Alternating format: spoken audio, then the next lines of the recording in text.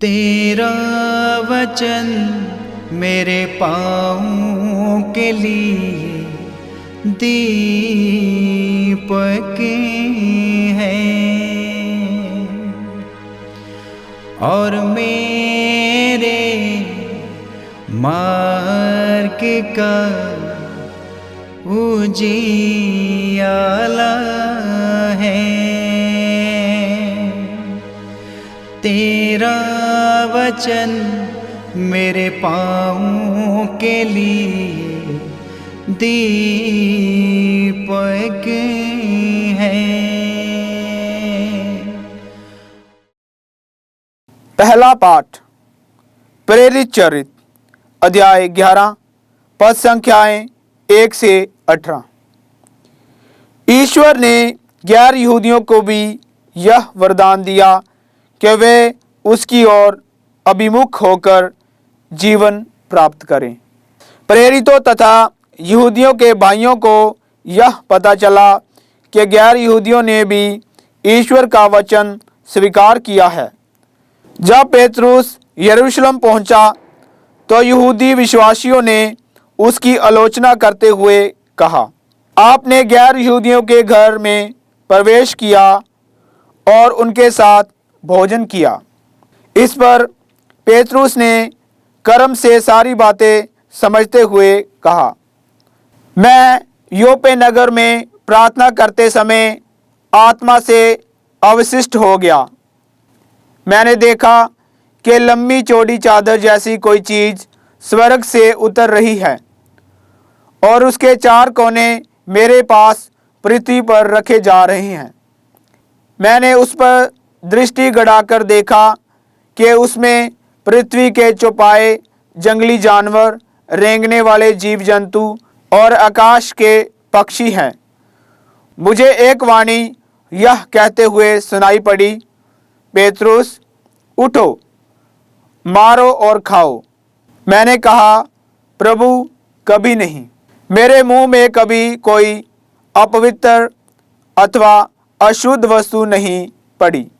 उत्तर में स्वर्ग में से दूसरी बार वह वाणी सुनाई पड़ी, ईश्वर ने जिसे शुद्ध घोषित किया, तुम उसे अशुद्ध मत कहो। 3 बार ऐसा ही हुआ और इसके बाद वह चीज़ फिर स्वर्ग में उठा ली गई। उसी समय कैसरिया में मेरे पास भेजे हुए 3 आदमी उस घर के सामने आ पहुँचे जहाँ मैं ठहरा हुआ था। आत्मा ने मुझे आदेश दिया कि मैं बेखटके उनके साथ चला जाऊं। ये 6 भाई मेरे साथ हो लिए और हमने उस मनुष्य के घर में प्रवेश किया। उसने हमें बताया कि उसने अपने यहाँ एक स्वर्गदूत को देखा जिसने उससे कहा, आदमियों को योपे भेजिए और शिमोन को, जो पेतरुस कहलाता है, बुलाइए। वह जो शिक्षा सुनाएगा उसके द्वारा आपको और आपके सारे परिवार को मुक्ति प्राप्त होगी। मैंने बोलना आरंभ ही किया था कि पवित्र आत्मा उन लोगों पर उतरा जैसे कि वह प्रारंभ में हम पर उतरा था। उस समय मुझे प्रभु का वह कथन याद आया, यूहन्ना जल का बपतिस्मा देता था, परंतु तुम लोगों को पवित्र आत्मा का बपतिस्मा दिया जाएगा जब ईश्वर ने उन्हें वही वरदान दिया जो हमें प्रभु यीशु मसीह में विश्वास करने वालों को मिला है। तो मैं कौन था जो ईश्वर के विधान में बाधा डालता? यह बातें सुनकर वे शांत हो गए और यह कहते हुए ईश्वर की स्तुति करने लगे, ईश्वर ने गैर यहूदियों को भी यह वरदान दिया कि वे उसकी ओर अभिमुख होकर जीवन प्राप्त करें। यह प्रभु की वाणी है। ईश्वर को धन्यवाद। भजन अनुवाक्य। मेरी आत्मा जीवंत ईश्वर की प्यासी है। अनुवाक्य। मेरी आत्मा जीवंत ईश्वर की प्यासी है। हे मेरे ईश्वर, हिरनी जैसे जलधारा के लिए तरसती है, मेरी आत्मा वैसे ही तेरे लिए तरसती है। मेरी आत्मा ईश्वर की, जीवंत ईश्वर की प्यासी है। मैं कब जाकर ईश्वर के दर्शन कर सकूंगा। अनुवाक्य, मेरी आत्मा जीवंत ईश्वर की प्यासी है। अपनी ज्योति और अपना सत्य भेज दे, वह मुझे मार्ग दिखाए और मुझे तेरे पवित्र पर्वत तक, तेरे निवास स्थान तक पहुंचा दे। अनुवाक्य, मेरी आत्मा जीवंत ईश्वर की प्यासी है। मैं ईश्वर की वेदी के पास जाऊंगा, ईश्वर के पास जो मेरा आनंद है। मैं वीणा बजाकर अपने प्रभु ईश्वर की स्तुति करूंगा। अनुवाक्य, मेरी आत्मा जीवंत ईश्वर की प्यासी है। जय घोष। हालेलुया। प्रभु कहते हैं, भला गडरिया मैं हूँ, मैं अपनी भेड़ों को जानता हूँ और मेरी भेड़ें मुझे जानती हैं। हालेलुया। संत यूहन्ना के अनुसार पवित्र सुसमाचार अध्याय 10 पद संख्या 1 से 10।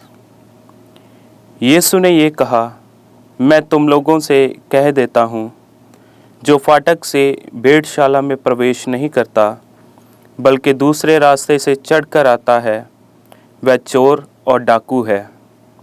जो फाटक से प्रवेश करता है वही भेड़ों का गडरिया है और उसके लिए दरबान फाटक खोल देता है। भेड़ें उसकी आवाज़ पहचानती हैं, वह नाम ले लेकर अपनी भेड़ों को बुलाता और बाहर ले जाता है। अपनी भेड़ों को बाहर निकाल लेने के बाद वह उनके आगे आगे चलता है और वह उसके पीछे पीछे आती हैं। क्योंकि वह उसकी आवाज़ पहचानती हैं, वह अपरिचित के पीछे पीछे नहीं चलेंगी, वह तो उससे भाग जाएंगी, क्योंकि वह अपरिचितों की आवाज़ नहीं पहचानती। यीशु ने उन्हें ये दृष्टांत सुनाया, किंतु वह नहीं समझे कि वह उनसे क्या कह रहे हैं। यीशु ने फिर उनसे कहा, मैं तुम लोगों से कह देता हूँ, भेड़शाला का द्वार मैं हूँ। जो मुझसे पहले आए वह सब चोर और डाकू हैं, किंतु भेड़ों ने उनकी नहीं सुनी। मैं ही द्वार हूँ, यदि कोई मुझसे होकर प्रवेश करे तो उसे मुक्ति प्राप्त होगी।